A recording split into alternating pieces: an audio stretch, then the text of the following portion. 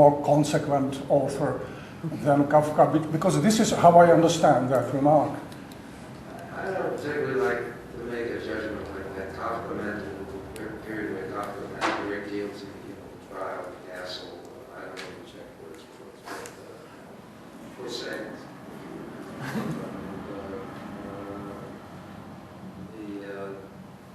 Kafka just meant a lot to me, at one time, and that was even slightly prior to Beckett. And then Beckett came along, and Beckett meant a lot also. But I must say, even when as my wife knows, I didn't, because I've written on Beckett and Beckett's stuff. The point of this, I don't want to talk about Beckett that much anymore. You read a lot of other things as time goes on.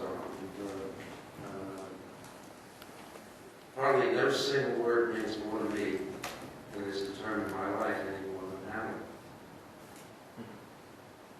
I can't think of anything that had any influence on me even remotely on that.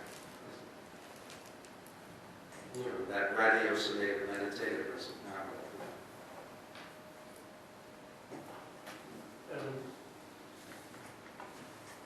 Others?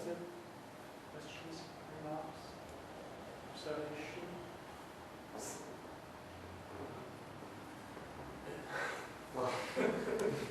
Well, just because you came back to it several times, 3 or 4, I think, you said nothing more terrible than to have thought. That was a very, very much exposed quotation.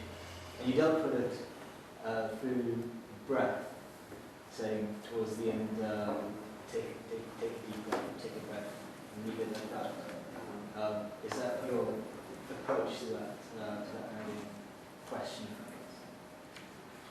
You navigate thought, you take thought, and then I would want to say, like with my group, when we work with certain concepts in linguists, which there are certain concepts like thought and time, for example. And when we worked, I might say that the people before me, and again, it's too hard to describe what they were doing, but I might say at a certain point to somebody, take thought. Take thought. Take thought. There's a difference if you emphasize one word or the other word. The same thing with time. I say, in directors, conventionally, how many of you act? The director would say, well, don't rush that. Take time. And then if you take too much time, you say, look, you're drawing this out too much. They don't quite know how to deal with, the amount of time that's being dealt with. But that led me over the years to develop a whole technique around the notion of time, which again has to do with that kind of words like take time. Take time. How do you take time? In that other sense of taking. So the playing with words means a lot. As I try to approach design. Something to have thought. In English, it has two meanings at least. To have thought, like I thought in the past, and another to possess it, I have. And I won't give it up. That's my idea. Well, let's go with that.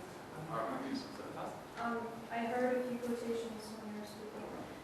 First one being, the mind needs company, and the second one, that he was writing for the dead or into the void. So how can and therefore he was being isolated. So how can two such contradicting statements be united? That's a very good question. Again, you're dealing with two difficult concepts. Writing for the dead and writing into the void. And if I play with the idea, then I say the void is full of nothing but the dead. And where are the dead? Are they in cemeteries? Are they in the air if they're incinerated? Are they in the ocean if they drown? where is the void? You want to avoid the void. I can't, and in other words, I can't give you an answer. All I can do is play with the relation of those two ideas. It's, where is the abyss? It's not we feel Becker's writing on the abyss, but what is the abyss? Is that personal? Is it psychic? Is it cosmic? What is the abyss? So,